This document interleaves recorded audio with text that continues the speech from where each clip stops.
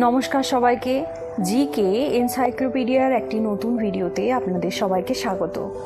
এতদিন সময়ের অভাবে আমি খুব একটা ভিডিও দিয়ে উঠতে পারিনি। আমার কাছে প্রচুর মেসেজ এসেছে আইসিডিএস সুপারভাইজারের জন্য, এবং অনেকেই চাইছেন যে আইসিডিএস সুপারভাইজারের একটি কোর্স শুরু হোক। তো সেই সম্বন্ধীয় বিস্তারিত আলোচনা আমি আগামীকালের ভিডিওতে করব। তো আজকে আমি করছি সেটা হচ্ছে যে আইসিডিএস সুপারভাইজারের কি সিলেবাস রয়েছে সেই সম্বন্ধীয় আলোচনা।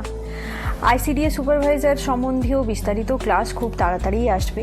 আমি চেষ্টা করব আমার এত সব কাজের মাঝেও যতটা সম্ভব আপনাদেরকে গাইড করার, এবং যেভাবে গাইড করলে আপনারা এই পরীক্ষা খুব সহজেই উত্তীর্ণ হতে পারবেন, আমার চেষ্টা সেই পথেই থাকবে। অবশ্যই আপনারা সবাই পাশে থাকবেন, এবং যারা এখনও আমার চ্যানেলটিকে সাবস্ক্রাইব করেননি অবশ্যই সাবস্ক্রাইব করে নেবেন এবং পাশের বন্ধুদেরকে শেয়ার করে দেবেন।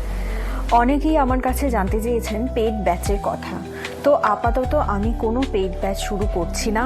আমার যা ক্লাস থাকবে তা ইউটিউব চ্যানেলেই থাকবে।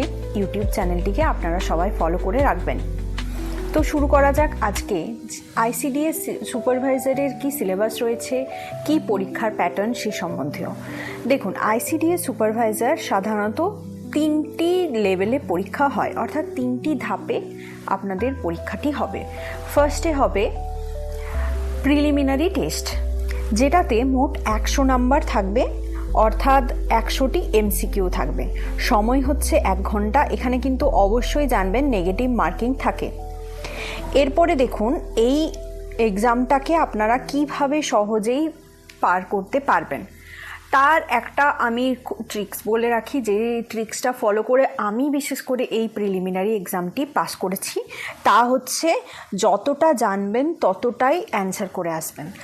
মানে চেষ্টা করবেন নেগেটিভ মার্কিংটা যতটা সম্ভব এড়ানো যায়।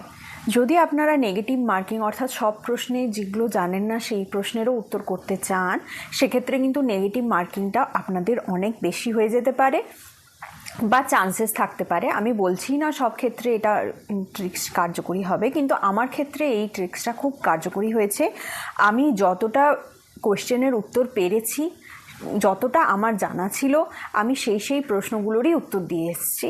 এবং এটা হতে পারে যে আপনি কিছু প্রশ্নের উত্তর আমার যেমন লেগেছে যে 70-30-র মধ্যে, অর্থাৎ আমি 70% শিওর ছিলাম যে এটা হবে, 100% ছিলাম না, 70% বা 60% শিওর ছিলাম, সেই প্রশ্নগুলোই আমি করে এসেছি। তা বাদে যেটা আমার মনে হয়নি যে আমি এই প্রশ্নটা পারবো বা এই প্রশ্নের উত্তর আমার জানা আছে, আমি সেই প্রশ্নগুলো হাত দিইনি, সেই প্রশ্নগুলো আমি কিন্তু করিনি। ঠিক আছে, তো এই ট্রিক্সটা আমি কিন্তু ফলো করেছিলাম। এরপরে দেখুন এই প্রিলিমিনারিতে আপনাদের কি থাকবে, তা হলো জেনারেল নলেজ থাকবে। আপনারা জানেন জিকে থাকেই। জেনারেল নলেজের মধ্যে আপনার ভারত, পশ্চিমবঙ্গের ইতিহাস, ভূগোল থাকবে, সংবিধান, রাজনীতি থাকবে, অর্থনীতি থাকবে, বিজ্ঞান ও প্রযুক্তি থাকবে এবং কারেন্ট অ্যাফেয়ার্স থাকবে। এছাড়া সরকারি প্রকল্প ও সামাজিক কল্যাণ কর্মসূচি, এই সমস্ত বিষয়গুলো কিন্তু আপনাদের জেনারেল নলেজ সিলেবাসে থাকবে। এইটি একটি ভার্স সিলেবাস, প্রচুর মানে বড় সিলেবাস, তাই আপনাদেরকে কিন্তু প্রতিদিন নিয়ম করে পড়তেই হবে। আগামীকালে যে আলোচনা আমি বলছিলাম, যে আগামীকালে থাকবে যে পরবর্তী 90 দিন আপনারা কিভাবে আইসিডিএস সুপারভাইজার পরীক্ষা ক্র্যাক করার জন্য পড়বেন, অর্থাৎ পরবর্তী 90 দিনের আপনাদের স্টাডি প্ল্যান আমি সাজিয়ে দেব। সেইভাবে পড়াশুনো করুন। আশা করছি আপনারা সবাই আইসিডিএস সুপারভাইজার পরীক্ষাটি ক্র্যাক করতে পারবেন। পরবর্তীতে যেটি রয়েছে তা হচ্ছে অঙ্ক, অ্যারিথমেটিক। অঙ্কের মধ্যে আপনাদের যেটা রয়েছে সেটা হচ্ছে মাধ্যমিক লেভেল পর্যন্তই আপনাদের অঙ্ক আসবে। শতকরা, লাভ ক্ষতি, অনুপাত সমানুপাত, গড়, সরল ও চক্রবৃদ্ধি সুদ, সময় ও কাজ, সময় ও দূরত্ব এবং সংখ্যাতত্ত্ব। তো এই জিনিসগুলো আপনাদের অঙ্কের মধ্যে রয়েছে। দেখুন, যাদের অঙ্কের প্রতি ভয় আছে তাদেরকে বলবো অঙ্ক কিন্তু প্র্যাকটিস করতে থাকুন, কারণ আপনারা প্রিলিমিনারির পরেও যেটা পরের স্টেপে পরীক্ষা হবে, অর্থাৎ মেইন পরীক্ষা আমরা যেটাকে বলছি, সেটাতে কিন্তু আপনাদের 100 নাম্বারের অঙ্কের পরীক্ষা হবেই হবে। তো সেই ক্ষেত্রে অঙ্কটাকে ভয় না পেয়ে প্র্যাকটিস করতে থাকুন। আর যাদের অঙ্ক খুবই ভালো তাদের তো বলবো যে আরও প্র্যাকটিস করুন, যাতে অঙ্ক কিন্তু খুব ভালোভাবে পরীক্ষা আপনারা দিতে পারেন। কারণ অঙ্কতে কিন্তু ভুল হওয়ার চান্সেসটা খুবই কম থাকে যদি আপনি ঠিকঠাক অঙ্কটা পারেন এবং জানেন। সেক্ষেত্রে কিন্তু অঙ্কের ক্ষেত্রে ভুল হওয়ার চান্সেসটা আপনাদের কম থাকে এবং অঙ্ক একটা খুব ভালো স্কোরিং অপশন আপনাদের ক্ষেত্রে হতে পারে। পরবর্তীতে থাকবে রিজনিং বা যুক্তি, যেগুলো আপনাকে আমরা রিজনিংয়ের ক্ষেত্রে বলে থাকি। তার সিলেবাসটি হচ্ছে অ্যানালজি থাকবে, সিরিজ থাকবে, কোডিং ডিকোডিং থাকবে, ব্লাড রিলেশন থাকবে, ভেন ডায়াগ্রাম, ডাইরেকশন সেন্সেস এবং লজিক্যাল রিজনিং, এগুলো কিন্তু আপনাদের থাকবে। এরপরে যে সিলেবাস তা হচ্ছে এই হলো আপনাদের প্রিলিমিনারি সিলেবাস, ঠিক আছে।